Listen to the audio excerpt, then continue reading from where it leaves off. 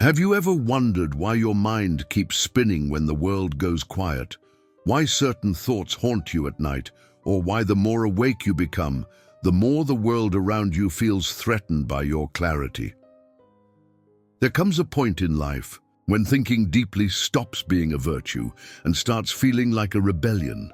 Suddenly, your silence becomes uncomfortable, your questions disrupt, your mere presence, once unnoticed, now unsettles. Is it possible that what you thought was your burden, your constant overthinking, your refusal to blindly accept, was actually your greatest strength? Friedrich Nietzsche once said, "He who has a why to live can bear almost any how." But he also warned us, one must still have chaos within to give birth to a dancing star. But what happens when that chaos isn't just within anymore? What happens when your inner transformation starts to shake the very structure around you? This video isn't for those who seek comfort. It's for those who crave truth, no matter how brutal. It's not about finding peace, at least not the kind sold in pretty packages. It's about finding yourself raw and unfiltered beneath everything you were told to be. You won't find easy answers here.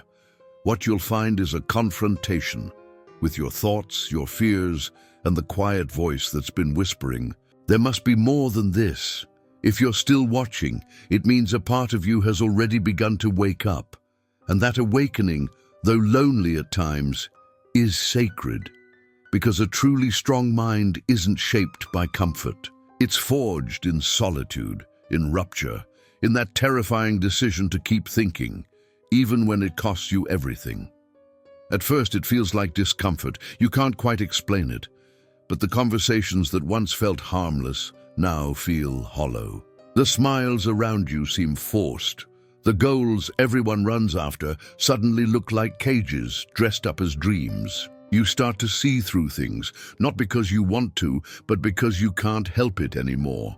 And that's how it begins. Transformation never announces itself politely. It doesn't knock on the door and ask if it's a good time. It barges in. It wrecks your plans. It flips the mirror toward you and forces you to look, really look, not at the mask you wear to belong, but at the self you buried to survive. Nietzsche understood this deeply. He didn't romanticize suffering, but he did believe in its necessity. Because there's a kind of wisdom that can't be taught in books or lectures or self-help videos. It's the kind of wisdom that only rises after you've stood alone, in your own wreckage, questioning everything, even your own voice. Chaos, in this sense, isn't a storm that ruins you. It's the earthquake that frees you from the prison you didn't even know you were in. Most people are terrified of chaos. They'll do anything to avoid it, distract themselves with screens, drown in noise, chase shallow pleasures that numb, but never heal. They don't want to feel deeply. They want relief. They want silence, not the kind that heals, but the kind that hides. But you started asking different questions. You began to wonder why things feel wrong, even when they look right. You stopped accepting answers that fit into neat boxes, and that is dangerous, not just for you, for everyone around you, because when one person wakes up, it challenges the sleep of others.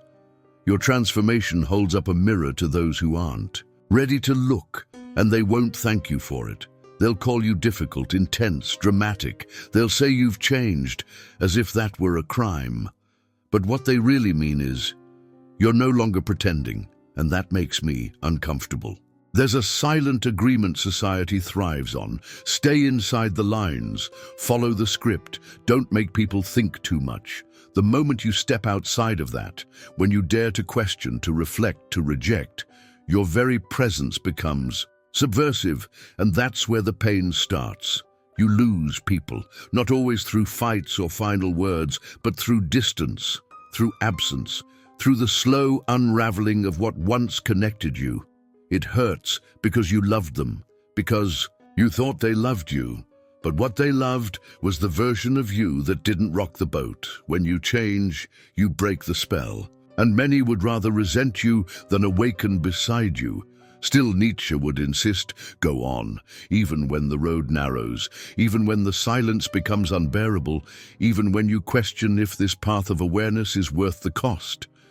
Because that's the crucible.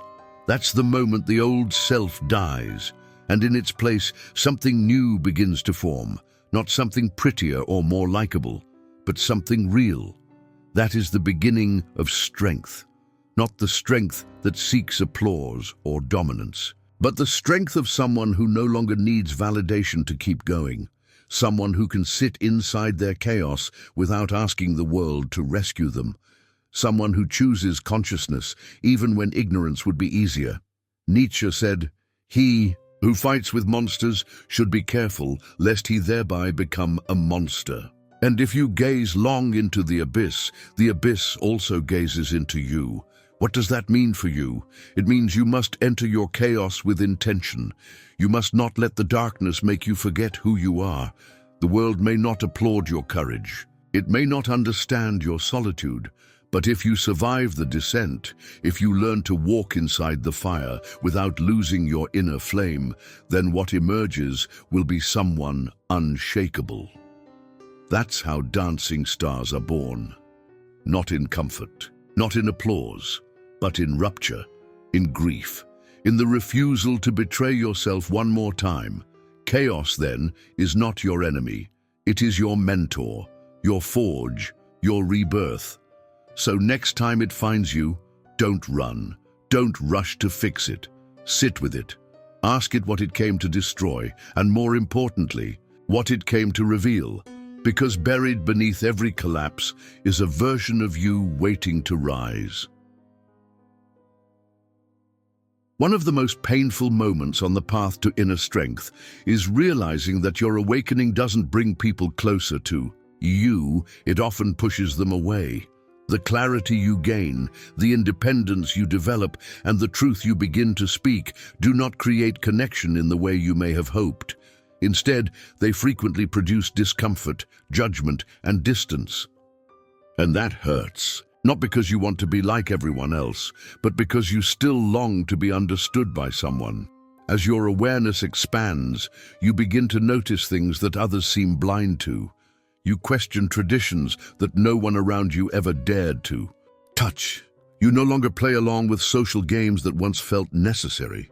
The lies, the empty conversations, the shallow routines, they become unbearable. But when you stop participating in the performance, something strange happens. People around you feel exposed, not because you accuse them, but because your refusal to comply makes them confront the parts of themselves they've been avoiding. Your authenticity becomes threatening. The very act of thinking for yourself, of walking away from what no longer serves you, becomes an unspoken rebellion. Others sense it. They may not put it into words, but they react. You'll notice more silence, fewer invitations, awkward glances, vague concerns about how much you've changed. The message, though subtle, is clear. Your growth is no longer welcome in the places where stagnation is the norm. This is when loneliness becomes more than a feeling. It becomes an environment, not the kind where you're physically isolated, but where you begin to realize that emotional resonance is rare.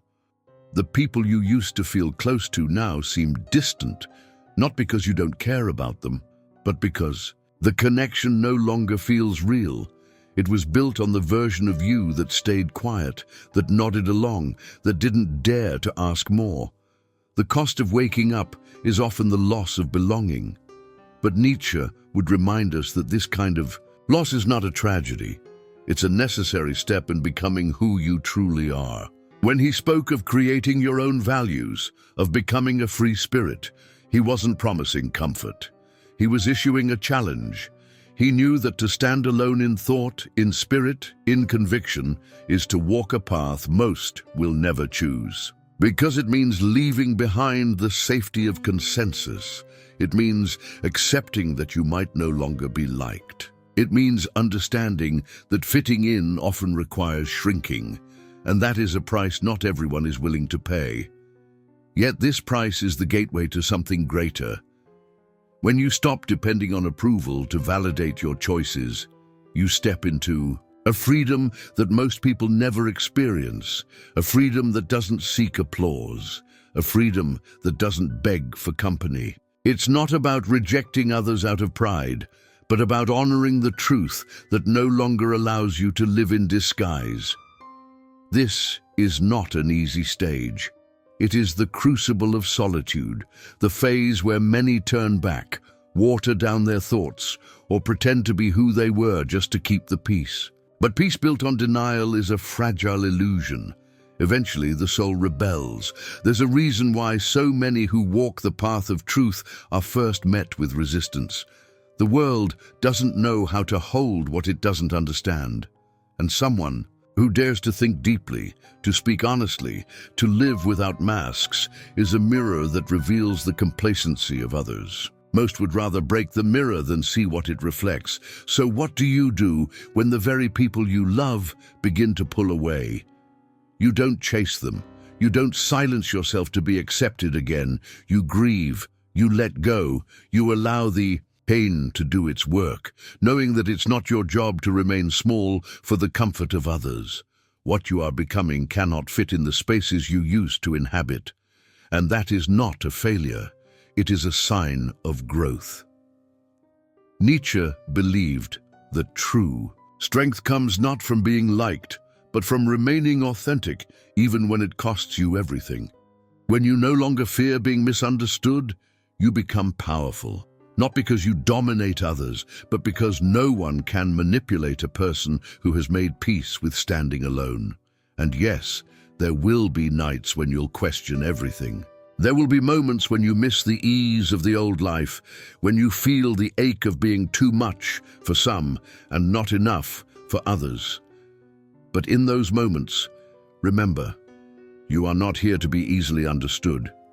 You are here to be real, and realness in a world built on appearances is always met with resistance first. Eventually, however, something shifts. The loneliness gives way to clarity. The silence turns into inner music, and instead of seeking acceptance, you begin to offer presence. You don't need to belong. You already belong to yourself. That is the beginning of unshakable power.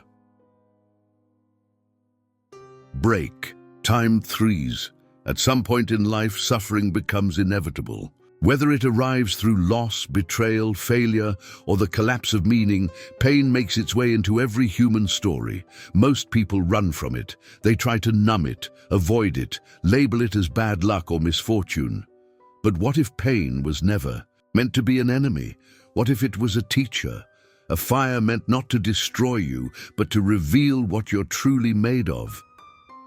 Friedrich Nietzsche did not see suffering as a curse. He saw it as the raw material for transformation. To him, it was not something to be removed, but something to be confronted, understood, endured, and ultimately transcended. One of his most famous lines echoes this belief. "What does not kill me makes me stronger." It's not just a quote for motivational posters. It's a brutally honest observation of the human condition. Survival is not enough. We are meant to evolve through adversity. In a culture that glorifies instant results and painless progress, this idea sounds almost offensive. Most people want healing without discomfort, growth without sacrifice, wisdom without wounds. But Nietzsche would argue that nothing of real value comes without cost. The mind that has never been broken cannot understand its own strength. The heart that has never been shattered cannot learn what it truly values. The soul that has never been tested remains asleep, and this is where many confuse comfort with peace. Comfort is external. It comes from things going your way, from being liked, from predictable routines. But peace, the kind that Nietzsche hinted at, is internal. It is the stillness that emerges after the storm, not in its absence. It's forged in nights of doubt, in the silence of rejection, in the moments when you wonder if everything is falling apart or finally falling into place. Pain strips away illusions. It removes the layers you once thought defined you. Titles, Roles, expectations, all of them can disappear in an instant. And when they do, what remains is something real, something sacred. That's where the work begins. Nietzsche believed that the self is not discovered, it is created. And creation is rarely gentle. It demands destruction. It calls for a breaking of the old, a burning of the familiar, and a courageous leap into the unknown. That's why he spoke of the Übermensch, or the Overman, not as a superhero or a superior being, but as someone who forges their own values, who rises from the ashes of inherited beliefs and builds a life aligned with truth, not tradition. But to become this kind of person, you must be willing to suffer consciously. There's a difference between pain that breaks you and pain that builds you. The first comes when you resist, when you deny your reality, when you cling to what's gone, when you play the victim of circumstances. The second comes when you accept the hurt, face it directly, and ask, "What is this here to teach me?" That's when pain becomes power. This doesn't mean you become numb. Quite the opposite. It means you feel everything, but you refuse to be ruled by it. You learn to walk through your sadness without losing your center. You learn to stay with your grief until it transforms into clarity. You understand that your wounds are not signs of weakness, but of depth. Nietzsche's philosophy is not about pretending to be strong. It's about becoming strong from within, a strength that cannot be faked, a strength that doesn't scream, it endures. It doesn't rely on applause or attention. It is built in private through choices no one sees, through battles no one understands. You may have noticed this already. The most powerful moments of your life didn't come when everything was going well. They came when you had nothing left to lose, when you hit the wall, when you broke down, when you realized that no one was coming to save you and that somehow that was your salvation. Because in that moment, you stopped waiting. You stopped begging.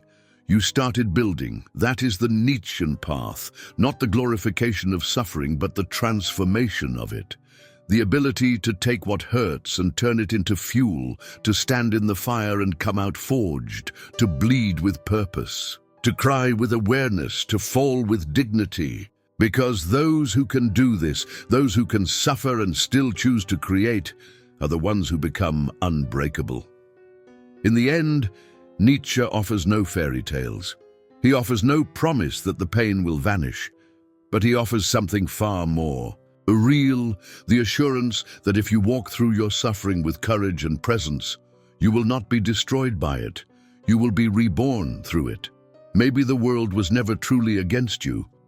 Maybe it simply cannot bear the sound of someone who dares to think for themselves, speak uncomfortable truths, and walk away from what no longer feels right. Perhaps your voice isn't too loud. It's just that their silence depends on your silence. And once you stop pretending, once you stop shrinking, you become a threat. Not because you seek conflict, but because you expose what others are still hiding from. That's not rebellion, that's freedom. And freedom in a sleeping world is the loudest noise of all. Take care until the next video.